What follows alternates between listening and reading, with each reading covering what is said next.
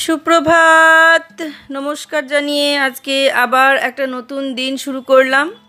নতুন দিনে নতুন সকালে আবার আমি তোমাদের সামনে একটা সুন্দর ব্লগ নিয়ে চলে আসলাম। তোমরা দেখো, তোমাদের ভীষণ ভালো লাগবে। আমার ঘরে বাইরে লাইফস্টাইলে তোমাদের সবাইকে স্বাগত জানাচ্ছি। তোমরা এসো, দেখতে থাকো আমি সারাদিন কি করছি। আশা করছি তোমরা নিশ্চয়ই ভীষণ ভালো আছো, আর আমিও ভীষণ ভালো আছি। আজকে শুক্রবারের ব্লগটা তোমরা পাবে শনিবারে। শুক্রবার অক্ষয় তৃতীয়া। এই অক্ষয় তৃতীয়ায় আমি আজকে আমার গোপাল বাবাজিকে পুজো করলাম, তাকে স্নান করালাম, তার পুরো সেবা দিলাম, যেভাবে যা করে আর কি সেটা পুরোটা করলাম। আর লোকনাথ বাবাকেও স্নান করালাম, আর আমার গুরুদেবকে মুছে পরিষ্কার করিয়ে দিলাম। এগুলো করা হয়, এগুলো ওপর মুছে নেওয়া হয়, সেগুলো তোমাদের রেগুলার দেখানো হয় না। কিন্তু নামিয়ে পুজো করাটা আমি করি না, খুব কমই করি, কারণ বললাম তো পাথরের লোকনাথ বাবা অত বড়, আমি নামাতে পারি না। যেদিন নামিয়ে দেয় সেদিন পুজো করি, মানে স্নান করাই। তাও এটা অনেক দিন পর স্নান করানো হলো। মানে আমি লোকনাথ বাবাকে ওই ওপর থেকে সিংহাসন থেকেই যা মুছে দিই, শ্যাম্পু দিয়ে ভিজিয়ে, মানে কোনো কিছু অন্য কিছু দিয়ে করানো হয় না। দুধ বা দই দিয়ে যে স্নান করানো সেটা হয় না। কিন্তু আমি ওই মানে শ্যাম্পু দিয়েই, পাথর যেহেতু, তাই শ্যাম্পু জল দিয়ে স্নানটা করাতে হয়। তা সেই কারণে শ্যাম্পু জল দিয়ে মাঝে মাঝে টিস্যু দিয়ে ধুইয়ে দিই, জল নিয়ে মুছে দিই আর কি, ধোয়া না, মুছে দিই। তা সেটা তো শেয়ার করা হয় না, এরপর থেকে ওটাও শেয়ার করব তোমাদের সঙ্গে। কিন্তু আজকে যেটা করলাম, এই অক্ষয় তৃতীয়ার দিন পুরো নামিয়ে একদম সুন্দর করে সবাইকে পরিষ্কার করলাম আজকে। সেই জন্য আমার অনেকটা টাইম লেগেছে, প্রায় 2-2.5 ঘন্টা সময় লেগেছে সব কিছু কমপ্লিট করে আমার পুজোটা কমপ্লিট করতে। কারণ দেখে মনে হয় খুব সহজ ব্যাপারটা, পরপর হয়ে যাচ্ছে, কিন্তু পরপর এগুলো হয় না। যারা তোমরা ব্লগ করো তোমরা জানো যে ঘর যখন এক সাইড পুরো নোংরা হয়ে যায়, এগুলো করতে করতে চারিদিক অগোছালো হয়ে যায়। নোংরা বলতে অগোছালো, নোংরা জিনিস তো কিছু থাকে না, ফুল এই সমস্ত জিনিস যেগুলো যা থাকে, সেগুলো যখন অগোছালো হয়ে যায়, ঠিকঠাক থাকে না, তখন ভিডিও করলে তোমাদের দেখতে ভালো লাগবে না সেই অগোছালো জায়গাটা।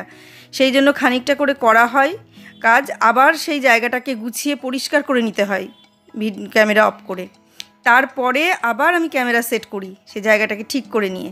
তা এগুলো তো তোমাদের সঙ্গে শেয়ার করা হয় না, যে আমি ক্যামেরা অফ করে কি কাজ করছি, যে কতটা গুছিয়ে নিচ্ছি আমি ক্যামেরাটা অফ করে, যাতে তোমাদের দেখতে ভালো লাগে। তো সেইটা তোমাদের সঙ্গে শেয়ার করা হয় না। কোনো দিন যদি সেটা শেয়ার করি তাহলে বুঝতে পারবে যে কতটা আমরা ক্যামেরার পেছনে এগুলো করি। তা দেখতে পাবে আমি ক্যামেরার পেছনে কি করি, সেটাও আমি একদিন তোমাদের সঙ্গে শেয়ার করব, যে কতটা আমরা পেছন দিকটা গুছিয়ে নিই আগে, তারপরে আবার ক্যামেরাটাকে সেট করি। সেগুলোও একদিন তোমাদের সঙ্গে শেয়ার করব। আর এই দেখো, গোপাল বাবাজিকে স্নান করিয়ে দিলাম। দেখেছো, স্নান করলে খুব খুশি হয়, মনে হয় যেন মুখটা এত খুশি হয়ে যায় স্নান করে। তা স্নানের পরে এই দেখো, এখন নতুন জামাটা পরিয়ে দিলাম ওকে, মানে খুব খুশি হচ্ছে নতুন জামা পরছে বলে। তবে হ্যাঁ, এই ড্রেসটা খুব সুন্দর হয়েছে। এর আগে নববর্ষে যেটা পরিয়েছিলাম, মা দিয়েছিল যে ড্রেসটা, ওটাও খুব সুন্দর ছিল। আবার না, হ্যাঁ, নববর্ষে মা দিয়েছিল ওই ড্রেসটা পরেছিলাম, ওটাও খুব সুন্দর ছিল। আর আজকে অক্ষয় তৃতীয়ায় আমি এটা কিনে নিয়ে আসলাম। দামটা একটু বেশি নিল, বললাম 450 টাকা দাম নিয়েছে ড্রেসটার, কিন্তু সত্যি ভীষণ সুন্দর। আমার না এই ড্রেস সম্পর্কে কোনো আইডিয়া ছিল না যে এই ড্রেসগুলোর এত দাম। আগে যখন আমি রাধাকৃষ্ণের জন্য কিনেছি 40 টাকা, 50 টাকা, 20 টাকা, 30 টাকায় সাধারণগুলো পাওয়া যেত। আগে বলতে আমি 30 বছর আগের কথা বলছি, আমি এখনকার কথা বলছি না। মানে অতদিন আগেই আমার ছিল রাধাকৃষ্ণ, তারপর আর রাধাকৃষ্ণ ছিল না। তা ছিল না বলতে আমি পুজো করতাম না, তুলে রেখে দিয়েছিলাম। আবার এখন বের করে শোকেসে সাজিয়ে রেখেছি, কিন্তু পুজো আমি করি না ও রাধাকৃষ্ণ। আমি আর অন্যরকম ইচ্ছে আছে বলে আমি আর ওগুলোকে সিংহাসনে বসাইনি ওদেরকে। তা গোপাল নিয়ে এসেছি নতুন, সেই গোপাল নিয়ে বসিয়েছি। তো যেটা দেখছো যে আমি ড্রেসটা পরালাম, ড্রেসটার যে মানে এত দাম বেড়ে গেছে ড্রেসগুলোর, এই সম্পর্কে আমার কোনো আইডিয়া ছিল না। বোনকে দেখতাম কিনতো পরাতো, কিন্তু এগুলোর যে এত দাম হয়ে গেছে সত্যি আমার কোনো আইডিয়া ছিল না। আমি মা যখন ভালো ড্রেসটা আমি হাতিবাগানে যখন ড্রেস কিনতে গেছি, একটা ড্রেস যখন 250-300 করে দাম বলছে, আমি তখন ওই 100-150 করে দাম বলছি। তো তবুও আমি হাতিবাগান থেকে 100-150 করেই কিনে নিয়ে এসেছি।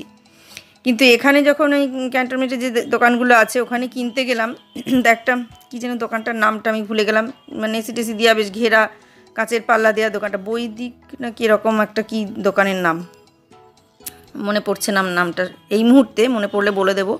তা ওই দোকান থেকে যখন আমি পোশাকগুলো কিনতে গেলাম, তো প্রথম 2-3 দিন গিয়ে আমি ঘুরে ঘুরে এসেছি। এর আগে নববর্ষের আগেও আমি একদিন গিয়েছিলাম, তারপরেই গেলাম ওদিকে। নববর্ষের আগে যখন গেলাম তখন ওরকম দাম দেখে ঘুরে চলে আসলাম, আমি আর কিনলাম না। তারপরে আমি গেলাম, কিছুদিন পরে আবার গেলাম যে কিনবো বলে, আবার সেই রকম দাম দেখে ভাবলাম কম দামের যদি আসে, সেইরকম ভেবে গরমের সময় গিয়ে আর কিনলাম না, তখনও চলে আসলাম। অক্ষয় তৃতীয়ার 2 দিন আগে গিয়েও আমি ঘুরে, মানে 3-4 দিন আগে গিয়েও আমি ঘুরে এসেছি একবার। তারপরে আমি দেখলাম যে এখন শিয়ালদা যাব কিংবা হাতিবাগান যাব, আমার যে পরিমাণ খাটনি হবে, যে পরিমাণ খরচ হবে এই গরমে, তার থেকে এখান থেকে নিয়ে নিলে ওই একই ব্যাপার হবে। শরীরের খাটনিটা তো কম হবে, আর খরচ তো আমার হবেই, শিয়ালদা গেলেও খরচ হবে। আর বাইরে বেরোলে যতই তুমি ট্রেনে বাসে যাও তাতে হয়তো তোমার পয়সা খরচ হয় না, কিন্তু তোমার ওই এটা ওটা খেতে টেতে তোমার খরচ হয়ে যায়, সেই খরচটা হয়েই যায়। তারপরে টাইমটা, অতক্ষণ সময় লাগবে, যাব আসবো, শরীরের ক্লান্তি, সব কিছু মিলিয়ে আমি দেখলাম যে আমার এখান থেকে একটু দাম দিয়ে কিনে নেওয়াই ভালো। তবে আমার আন্দাজ ছিল না, এবার আন্দাজ হলো। এবার কিনতে গেলে সেই হিসাব করেই যাব যে 500 টাকা লাগবে একটা ড্রেস কিনতে গেলে, এইটা আমার মানে আন্দাজ হয়ে গেল। তা এইভাবে গোপাল বাবাজিকে সাজিয়ে নিলাম, দেখতেই পেলে খুব সুন্দর করে একটার পর একটা গহনা পরিয়ে, একটার পর একটা মানে সমস্ত কিছু দিয়ে পরপর সেট করে সাজিয়ে ওকে ওর জায়গা মতো বসিয়ে দিয়ে এবার আমি লোকনাথ বাবাকে নামিয়ে নিলাম। লোকনাথ বাবাকেও এই দেখো দই দুধ নামিয়ে নিলে সব কিছু দিয়ে স্নান করানো যায়। এই যে থালাটা নিয়ে এসেছি, এই থালাটা আমার গোপালের দিক থেকে ঠিক হলেও আমার লোকনাথ বাবার দিক থেকে ঠিক হচ্ছে না। আমাকে আরেকটু বড় আর আরেকটু কাদা উঁচু নিয়ে আসতে হবে যাতে জলটা ছেটে কম। তো এর থেকে বড় এখানে আর পেলাম না, আমি এখান থেকেই নিলাম, ওই ক্যান্টনমেন্টের বাসনের দোকান থেকেই নিলাম। তা সেখানে এর থেকে বড় আর এর থেকে বেশি কাদা উঁচু পেলাম না। কাদা উঁচু পাওয়া যাচ্ছে এর থেকে, কিন্তু সেটা ছোট, আর এর থেকে আর এইরকম ছোটো কাদা উঁচুগুলো এর থেকে বড় আর নাই। সেই জন্য আমি আর নিতে পারলাম না, এই মাপটাই নিলাম। তো আমি বড় বাজারে যেখানে বাসনের দোকান আছে, স্টিলের বাসনের দোকান বা অন্য কোথাও, সেখান থেকে দেখবো এর থেকে বড় বা এর থেকে কাদা উঁচু পাওয়া যায় কি না। আর না হলে একটা পেতলের নিয়ে নেব। পেতলের নেওয়ার ইচ্ছা আছে, মানে ভাবি যে পেতলের নেব, দেখতে ভালো লাগবে তার উপর বসিয়ে স্নান করলে। কিন্তু কি বলতো, আমি নিতে চাই না পেতলে, তার কারণ মাজা ঘষা খুব কঠিন। এই বাসনগুলো যেমন সেখান থেকে যেভাবে সেভাবে মেজে নিলাম, একটু স্কচ ব্রাইট দিয়ে ভিম লিকুইড দিয়ে ঘষে ডলে নিলাম, হয়ে গেল। কিন্তু এই পিতলের বাসন ব্যবহার করতে গেলে খুব কঠিন। কিন্তু কিছু কিছু সময় তো সেগুলো ব্যবহার করতেই হয়, না করলে তো হয় না। সেই কারণে দেখি পেতলের একটা নেব, তুলে রাখবো, বিশেষ বিশেষ দিনগুলোতে সেগুলোতে নামাবো, আর এমনি নর্মাল দিনে স্টিলের থালাতেই স্নান করাবো। তো দুটো এরকম কিনতে হবে, একটা পেতলের কিনতে হবে একটু উঁচু, কাদা উঁচু টাইপের কিছু একটা। তবে গামলায় করাবো না, কারণ গামলায় করালে গামলাটার নিচটা তো ফ্ল্যাট না, বসানো যাবে না, সেই কারণে ফ্ল্যাট জিনিস ছাড়া নেওয়া যাবে না। দেখা যাক কি কেনা যায়, দোকানে গিয়ে দেখতে হবে, দেখে কিনতে হবে। তো দেখছো আমি লোকনাথ বাবাকে স্নান করাচ্ছি, সব দিয়ে স্নান হয়ে গেল, এবার মুছিনি, এবার শ্যাম্পু দিয়ে, আর ওই টিস্যুটা দেখছো, টিস্যুটা শ্যাম্পু জলে প্রথমে আগে শ্যাম্পুটা মাখিয়ে নিয়েছি, সেটা যেহেতু তোমাদের দেখানো হয়নি শ্যাম্পু মাখানোটা। শ্যাম্পু মাখানোর পরে টিস্যুটা ভিজিয়ে ভিজিয়ে এইভাবে ঘষে ঘষে ঘষে ঘষে পাথরটাকে পুরো ধুয়ে দিচ্ছি। তবে এই পাথর পালিশ করা যায়। আমি গিয়েছিলাম যখন মার্বেল মার্কেটে, আমি জিজ্ঞাসা করেছিলাম, আর যখন কিনেছিলাম তখনও জিজ্ঞাসা করেছিলাম, বললো আপনি এখন 10 বছর এভাবে ব্যবহার করুন, 10-12 বছর পর যখন দেখবেন কালচে হয়ে যাচ্ছে বা কালার চেঞ্জ হয়ে যাচ্ছে বা অন্য কিছু হয়ে যাচ্ছে, তখন আমাদের কাছে দিয়ে যাবেন, 2 দিন রেখে যাবেন, আমরা পালিশ করে আবার বার্নিশ করে, পালিশ করবে তারপরে বার্নিশ করবে, ওদের যে বার্নিশ থাকে সেই বার্নিশ দিয়ে বার্নিশ করে চোখ মুখ এঁকে আবার নতুন করে যেমন চকচকে ছিল তেমনই করে দেবে। তা আমি যে মার্বেলটা নিয়েছি সেই মার্বেলটা ভিয়েতনাম মার্বেল নয়, মার্করানা মার্বেল, কিন্তু এটা খুব শক্ত মার্বেল। সেই শক্ত, কিন্তু কালারটা এর থেকে উজ্জ্বল হবে না। গ্লেজ দেবে, মানে ওরা বার্নিশ করে দেবে, তারপরে পালিশ করে বার্নিশ করলে আবার গ্লেজ হবে। প্রথম যত গ্লেজ ছিল, এখনও গ্লেজ আছে কিন্তু সেই গ্লেজটা নেই।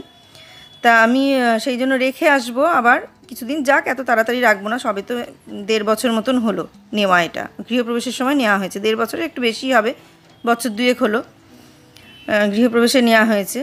আর এই দেখো আমি এখানে আবার ওগুলো সব চেঞ্জ করে দিলাম, যেগুলো পাতা ছিল তোষকের ওপরে যে সমস্ত কাপড়গুলো, সাদা কাপড় যেগুলো সব পাতা ছিল সেগুলো চেঞ্জ করে দিলাম। আর বালিশগুলোর ওয়ার আছে, তার উপরে আবার একটা তোয়ালে দিয়ে দিলাম। কিন্তু লোকনাথ বাবার বালিশে কোনো ওয়ার নেই, ওয়ার তৈরি করতে হবে। আর আমাদের গুরুদেবের বালিশে ওয়ার আছে, সেই জন্য ওয়ারটা থাকলো। তার ওপরেই আমি শালের যে টুকরোগুলো ছিল ওই টুকরোগুলো দিয়ে দিলাম পেতে দিয়ে বালিশের ওয়ার মতন করে দিলাম। ওটা মানে তোয়ালে মতো করে দিলাম আর কি, দেখতে ভীষণ ভালো লাগছে তোয়ালে মতো করে। তা আমি ভেবেছি যে আজকে বিকেলে যদি একটু বেরোতে পারি তাহলে লেস কিনে নিয়ে আসবো, নিয়ে এসে চারিদিকটা মুড়িয়ে সেলাই করিয়ে নিয়ে চারিদিকে লেস লাগিয়ে নেব, তাহলে মানে দেখতে আরও বেশি ভালো লাগবে। তা এটা করিয়ে নেব। তা দেখা যাক কতদূর কী হয়, ওটা মানে যাওয়ার ওপর নির্ভর করছে। ওগুলো করা যায়, ওগুলো এমন কিছু ব্যাপার না, কিন্তু যেতে হবে। আর তোমাদের যে আমি গোপালের তোষক তারপরে সব দিয়েছিলাম, তোষক তারপরে ওয়ার, তোষক বালিশ যেগুলো দেখেছিলে ভেলভেটের, ওগুলোরই আবার ভেলভেটেরই ওয়ার করে নিয়ে আসা হয়েছে। কিন্তু যেটা হয়েছে সেটা হচ্ছে ওয়ারগুলো সব ছোট হয়েছে। পাশ বালিশের ওয়ারগুলো যেমন লম্বায় ছোট হয়েছে আর মাথার বালিশের ওয়ারটা চওড়ায় ছোট হয়েছে। এই কারণে মানে ওয়ারগুলো আমি পরাতে পারলাম না, রেখে দিলাম। আজকে আবার নিয়ে যেতে বলেছে, আজকে গিয়ে রেখে আসব।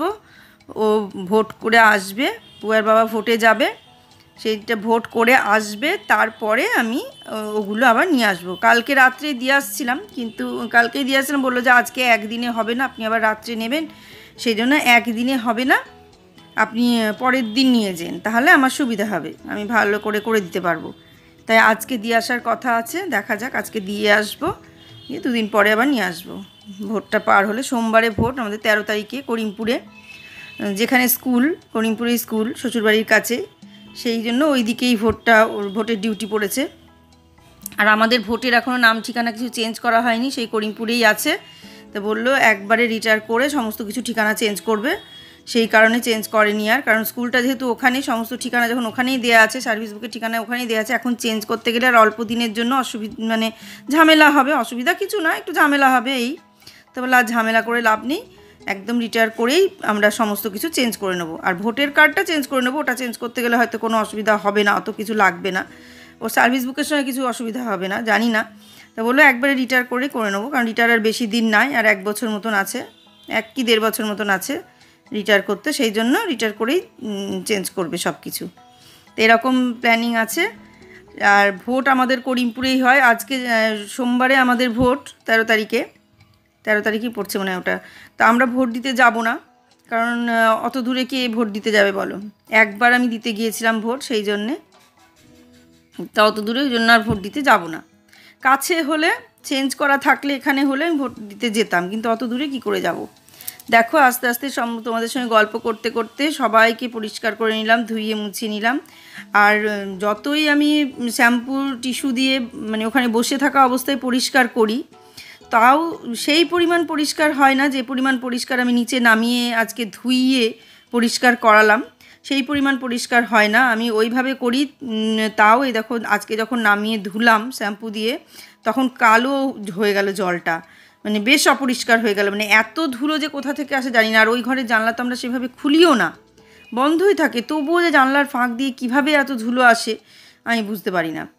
আর গুরুদেবের ছবি তো মাঝে মাঝেই মোছা হয়, ওটা নিয়ে চাপ নেই, ওটা তো নামানো তোলার অসুবিধা নেই, মালাটা খুললাম, নামালাম, মুছলাম, আবার বসিয়ে দিলাম। কিন্তু লোকনাথ বাবাকে আমি নামাতে পারি না। আর গোপালকে তো দেখো মাঝে মাঝে নামাই, গোপালকে আমি বৃহস্পতিবার স্নান করাই। তা আজকে যেহেতু শুক্রবারে সমস্ত কিছু করাবো, সেই কারণে বৃহস্পতিবারে আর করিনি, আর তোমাদের সঙ্গে শেয়ারও করিনি।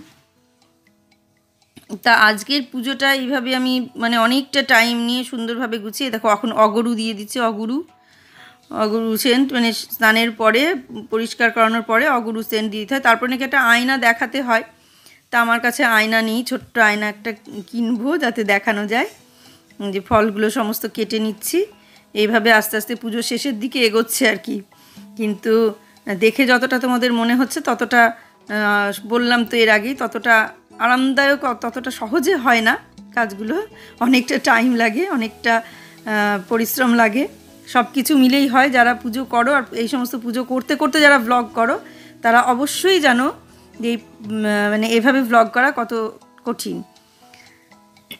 তাও আজকে বাড়িতে আছে, মাঝে মাঝে ভিডিওটা ধরে দিচ্ছে, প্রথম দিকে ধরে দেয়নি, প্রথম দিকে ছিল না, তারপরে আসার পরে ভিডিওটা ধরে দিয়েছে বলে আমার একটু সুবিধা হয়েছে, আর না হলে আরও অসুবিধা হতো, বারবার ওই ট্রাইপড থেকে ক্যামেরা সরানো নড়ানো সব কিছু করা, এগুলো একটুখানি অসুবিধাই হতো।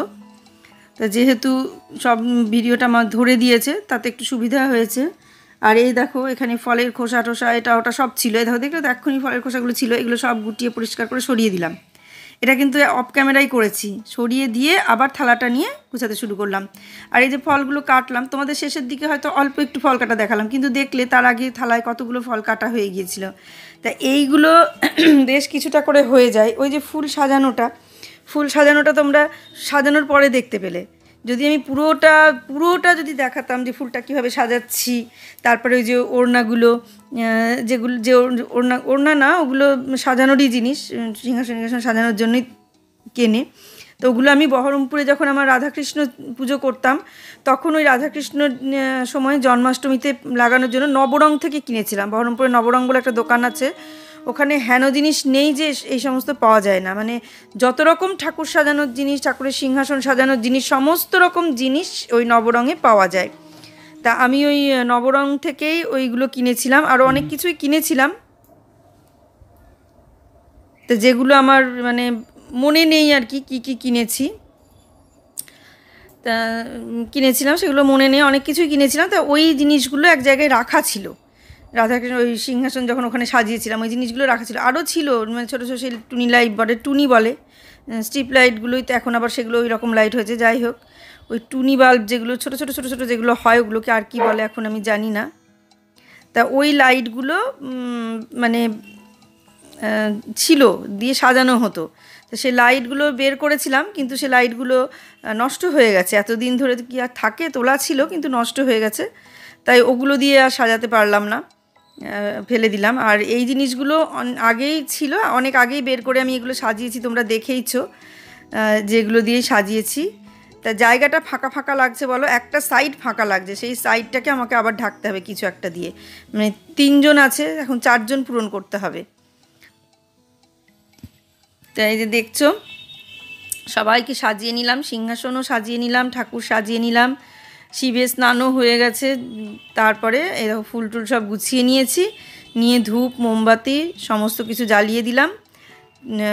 প্রদীপ থেকে নাকি মোমবাতি জ্বালাতে নেই, এই প্রদীপ থেকে নাকি ধূপকাঠি জ্বালাতে নেই, শুনেছি, আমি জানি না সত্যি মিথ্যে কতদূর কি, আমি শুনেছি এটাই যে জ্বালাতে নেই। ঠিক সেই কারণে আমি মানে আবার মানে খুব কষ্ট করে, মানে একদম শেষের দিকে এসে ধূপকাঠিটা জ্বালানো হলো, একটা কাঠি দিয়ে চেষ্টা করছিলাম জ্বালানোটা, হলো জ্বালানো, মানে খুব কষ্ট করে হলো আর কি। তো এবার ফুলগুলো সব সাজিয়ে সাজিয়ে দিয়ে দিচ্ছি। আর গাছে একটা গোবিন্দ জবা ফুটেছে, সেটাই তুলে নিয়ে এসে আবার গোপালকে দিয়ে দেবো। দেখো সব ফুল টুল দিয়ে দিলাম। আর আমি যে ফুলদানিটায় তুলসী পাতা দিয়ে সাজাই, তুলসী মানে আলাদা করে ওগুলো কিনে নিয়ে আসে, আমি বলেছি আলাদা করেই কিনে নিয়ে আসবে। তো দুটো ফুলদানি আমি কিনবো, একটু সুন্দর দেখে ফুলদানি দুটো কিনবো, কেনার ইচ্ছা আছে, এখন দেখা যাক, সবই তো ইচ্ছা থাকে, ইচ্ছাগুলো পূরণ কত দূরে মানে কতদিনে হয় আর কি। আর ময়ূরের যে বড় পালকটা নিয়ে এসেছিলো মেঘারা, ওটা তো লাগানো যাচ্ছে না, সেই জন্য ওটা ওই লোকনাথ বাবার সিংহাসনের মাথায় চূড়ায় লাগানো আছে। এই যে গোবিন্দ জবাটা তুলে নিয়ে আসলাম গাছ থেকে, এবার গোপালকে দেবো, কেটে দেবো দিয়ে। ওই দেখো গোবিন্দ জবাটা দিয়ে দিলাম গোপালকে। আর বললাম যেটা ময়ূরের যেটা বড় পেখম নিয়ে এসেছিলো একটা বড়, সেটাকে ওই লোকনাথ বাবার সিংহাসনের চূড়ার সঙ্গে লাগিয়ে রেখেছি। এতক্ষণ ধরে দেখলে আমি কি করলাম দেখো। আজকে অক্ষয় তৃতীয়া, এই অক্ষয় তৃতীয়ায় তোমাদের সবাইকে অক্ষয় তৃতীয়ার শুভেচ্ছা জানাচ্ছি। সেই অক্ষয় তৃতীয়ার দিন আমি কিভাবে গোপাল, আমার এই দেখো গুরুদেব, এই যে গুরুদেব গোপাল দেখতে পাচ্ছ গুরুদেবকে, এই যে এইভাবে পুজোটা করলাম। আর এই যে লোকনাথ বাবা দেখো, এই যে লোকনাথ বাবা, আর এইগুলো সমস্ত কাঁচা হয়েছিল, সব আবার নতুন করে সাজানো হলো। এত ডিটেলসে সাজানোগুলো আর দেখালাম না। আর এই যে এখানে ধূপ মোমবাতি দিলাম,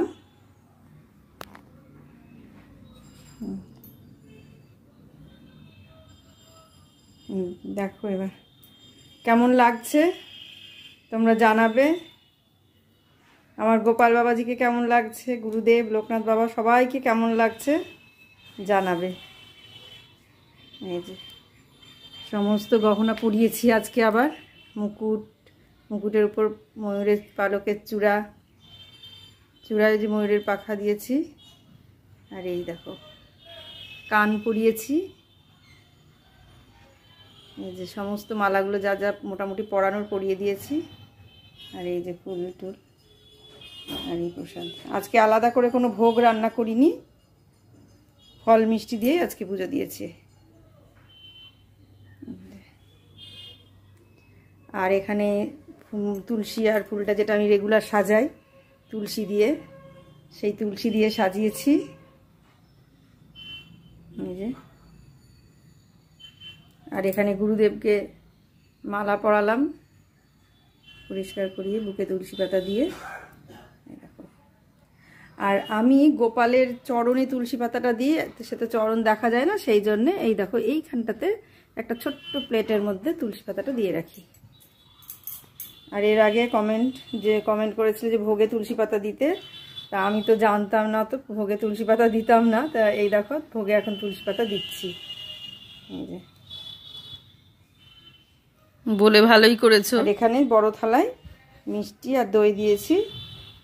আর এখানেই দিয়েছি এই ফল, যে ফলগুলো এখানে কেটেছিলাম সেই ফলগুলো ওখানে দিয়েছি। আর এই যে আর এইখানে লোকনাথ বাবাকে দেখো, এই যে সবাইকে স্নান করালাম, দেখতেই পেলে আজকে আমি সবাইকে স্নান করিয়েছি। আর লোকনাথ বাবা দেখছো পৈতেটা আমি যে পৈতে যেটা থাকে সেটা ভেতর দিয়েই দেখো দেখা যাচ্ছে একটা সাদা আসন নিয়ে দিয়ে দিয়েছি পৈতের। যেদিন মালারগুলো খুলে ফেলবো তখন দেখতে পাবে। এই দেখো এই যে। আর এই যে শিব দেখে নাও, এই যে শিব। এই যে সবাইকে দেখিয়ে দিলাম। কেমন লাগছে তোমরা সবাই জানাবে।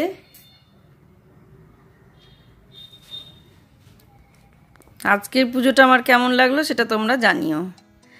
দেখো আমি আবার লোকনাথ বাবার মাথায় একটা মুকুটও পরিয়ে দিয়েছি। ওটা লেসটাকে কেটে স্ট্যাপলার দিয়ে পিন আটকিয়ে পরিয়ে দিয়েছি। এই দেখো সব সাজানোর পর তোমাদের দেখিয়ে দিলাম। আর ওই মাথায় ময়ূরের পেখমটা কিনে নিয়ে এসেছি, ওটা লাগিয়ে দিয়েছি সব। দেখো আর আজকে লোকনাথ বাবা সাদা ধপধপ করছে। আজকে আমি এখানেই ব্লগটা শেষ করছি। আজ আর অন্য কিছু তোমাদের সঙ্গে শেয়ার করলাম না। আমার গোপাল বাবাজির পুজো, গুরুদেব, তারপরে লোকনাথ বাবার সবার পুজো দিয়েই আমি আজকের ব্লগটা এখানেই শেষ করছি। তোমরা কাছে দূরে নতুন পুরনো যে যেখানে আছো সবাই আমার ব্লগটা দেখো, তোমাদের অবশ্যই ভালো লাগবে। আর পুরো দেখো, স্কিপ করো না। আর তোমরা সবাই আমাকে জানিও যে আমার পুজোটা তোমাদের কেমন লাগলো, সেটা আমাকে জানাবে। আর নতুন করে আর কিছু বলছি না, তোমরা আমার পাশে থেকো, এভাবেই সাপোর্ট করো, আমি যাতে আরও এগিয়ে যেতে পারি। সবাই ভালো থাকো, সুস্থ থাকো, সাবধানে থাকো। আর পরের দিন আর একটা নতুন সুন্দর ব্লগ দেখার অপেক্ষায় থাকো। আজকে আসছি তাহলে, কেমন লাগলো সবাই একটু জানাবে। সাজানো, পুজো করা, সব কিছু সব মিলে কেমন লাগলো সবাই জানাবে। আজ আসছি তাহলে, তোমাদের জানানোর অপেক্ষায় রইলাম। ভালো ভালো কমেন্ট করো। আজকের মতো এখানেই শেষ করলাম।